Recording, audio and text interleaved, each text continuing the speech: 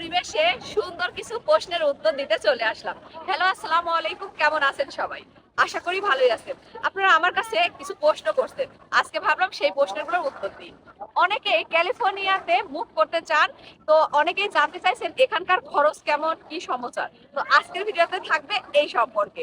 ভিডিওটা আশা করি ভালোই লাগবে, আর সাথে এখানকার পরিবেশ দেখাবো। আমেরিকার সব জায়গায় সুন্দর, এক এক জায়গায় এক এক রকম সৌন্দর্য নিয়ে গড়ে উঠেছে আমেরিকা।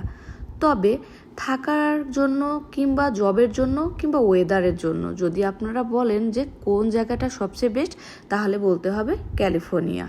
ক্যালিফোর্নিয়া স্টেটটা আমেরিকার অন্যান্য স্টেট থেকে একটুখানি এক্সপেন্সিভ, তবে সব জায়গাতে না, একটা জায়গায় সবচেয়ে বেশি এক্সপেন্সিভ, সেটা হলো বে এরিয়া। বে এরিয়া বলতে সান ফ্রান্সিসকোর আশেপাশে যে এরিয়াগুলো আছে সবগুলোকে বোঝায়। আমি শর্টকাটে আপনাদেরকে বললাম আর কি। এই এরিয়াগুলোতে বাসা ভাড়াটা বড্ড বেশি বেশি হবার অবশ্য কারণও আছে, কারণ এই জায়গাগুলোতে সকল প্রকার টেক কোম্পানিগুলো এবং প্রায় বড় বড় কোম্পানির হেড অফিসগুলো এই বে এরিয়াতে। ফেসবুক, গুগল, অ্যাপেল এইগুলার হেড অফিসগুলো কিন্তু বে এরিয়াতেই অবস্থিত। তার কারণে চাকরিজীবী মানুষজনগুলো এই বে এরিয়াতে সবচেয়ে বেশি।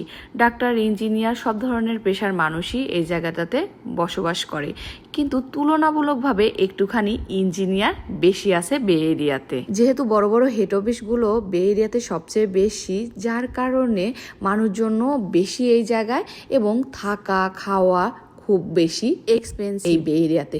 সবচেয়ে বেশি হলো বাসা ভাড়া। যদি আপনি এক রুমের বাসা বে এরিয়াতে নিতে চান, তাহলে আপনার গুনতে হবে $2,500 থেকে $3,000 প্রতি মাসে, অর্থাৎ বাংলা টাকায় 3 লাখ থেকে 3.5 লাখ টাকার ভেতরে একটা রুমের বাসা নিতে পারবেন।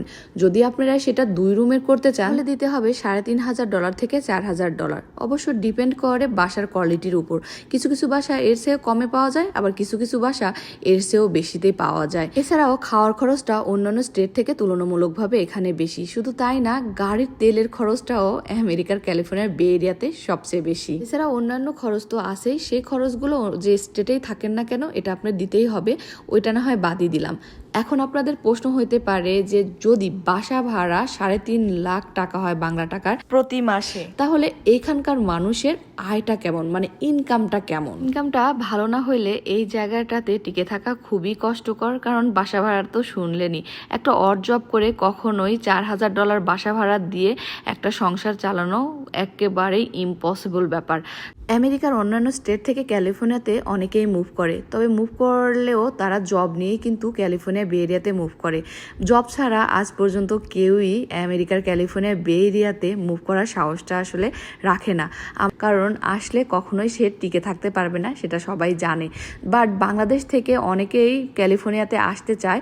আমি একটা কথাই বলবো, যদি জব নিয়ে আসেন সেটা তো খুবই ভালো ব্যাপার, বাট ঘোরার উদ্দেশ্যে যদি এসে ক্যালিফোর্নিয়া বে এরিয়াতে থাকতে চান একেবারে, তাহলে কিন্তু কখনোই পরিবার নিয়ে টিকে থাকতে পারবেন না, কারণ এখানে অনেক এক্সপেন্সিভ সব কিছু।